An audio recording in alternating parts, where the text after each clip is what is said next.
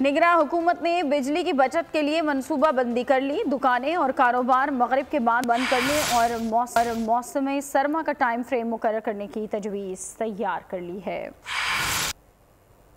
बिजली की बचत के लिए जतन, हुकूमत ने मंसूबा बंदी बना ली। कारोबार मगरिब के बाद बंद करने की तजवीज़ तैयार कर ली गई। दुकानों को जल्दी ताला लगाने के लिए मौसम सरमा का टाइम फ्रेम मुकर्रर करने की भी तजवीज़ दी गई। ज़राए के मुताबिक नए प्लान पर 1 अक्टूबर से 15 फरवरी तक अमल दरामद किया जा सकता है। वफाकी हुकूमत ने चारों सूबों को तजावीज़ भिजवा दी। सूबाई हुकूमतें मुताल्लिका चैम्बर्स कारोबारी तंजीमों से मुशावरत करके एतमाद में लेंगी। ताजिर तंजीमों ने हुकूमती तजावीज़ मुस्तरद कर दी। ताजिर रहनुमाओं का कहना था कि कारोबार किसी सूरत 10 बजे से पहले बंद नहीं करेंगे। सूबाई हुकूमतों के बजाय कारोबार करने वालों से तजावीज़ ली जाएं।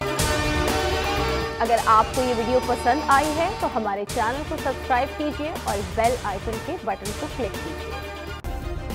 सब्सक्राइब करें और बेल दबाएं ताकि कोई खबर रह न जाए।